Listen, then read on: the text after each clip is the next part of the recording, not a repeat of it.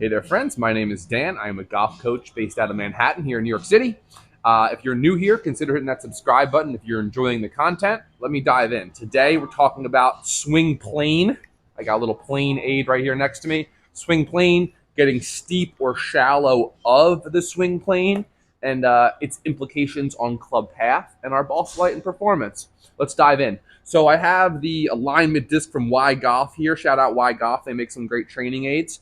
And this is marked with all different angles. I have it on 55 degrees. It goes from 45 at the flattest up to 65 at the most upright.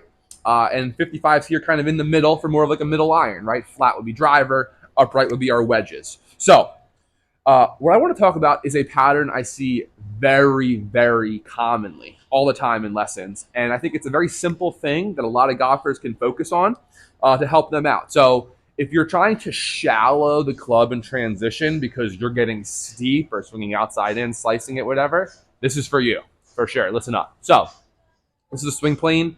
I actually believe that the majority of the golfers that are dealing with this problem are best off trying to handle it in the backswing, and we have a couple options. So, right? Actually, I should have grabbed an alignment stick here. Bear with me. I'm just going to grab one. We're doing it live here, okay? So, I'm going to grab my alignment stick. Perfect. Okay. My apologies, friends. So, I have my alignment stick, and what I'm going to do is I'm going to slide the alignment stick on the back of this club. And now what you can do is appreciate how the club is angled to the ground or relative to this plane line, okay? So many golfers that I work with, what I see, if they're getting steep in transition, is they're getting kind of flat or shallow, too flat or shallow in the backswing, right?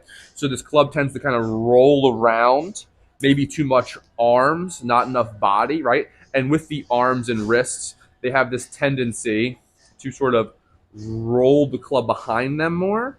And again, if I put the stick back on here, that's going to sort of angle this stick outwards away or kind of more on this flat line, right? So we can consider shallow or flat to be this horizontal plane more, and steep or more upright is the vertical plane, right? So if this were going to point, I'm trying my best to point that right down that black line, that would be on plane. And what we know with almost certainty is that the majority of golfers, whether they realize they're doing it or not, try to replane the club in transition.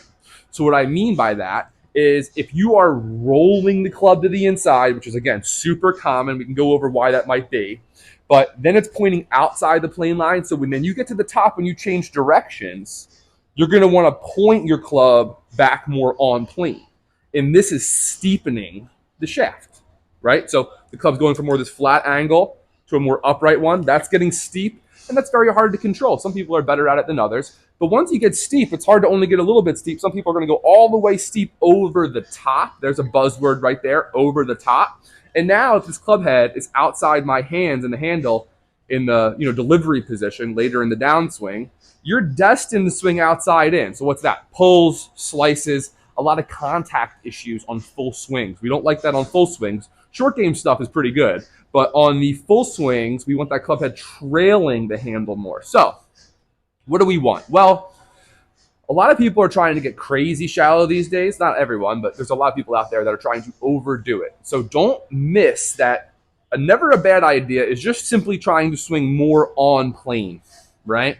So if I have I'll drop this stick down. Here's my target line. If I just try and point my shaft back at this line by the time my left arm is parallel, that's going to roughly mirror this plane line, and I'm going to be on plane. And the more on plane I am, the less likely I'll be to steepen the club at all in transition, right? So never a bad bet to just simply try and stay more on plane, both back and through. That might be the simplest way of handling it.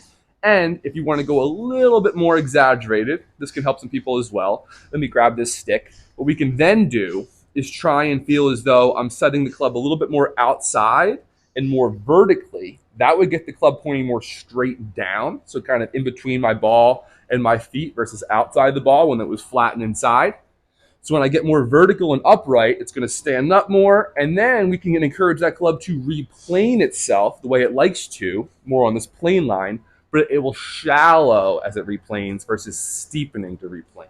Okay, so I guess the big theme here is respect the fact that your club wants to replane itself no matter what you do.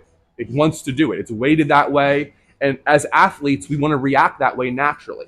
So we're best off just riding that wave. So you got two options. Just try and stay on plane the whole time. That usually is fairly simple for people. Or you're much better off trying to work from steep to shallow in a full swing versus usually that flat or shallow to steep and over the top gives people trouble. All right. So any questions, have them in the comments. And again, if you enjoy the content, hit that subscribe button. I so appreciate it. I'll catch you next time.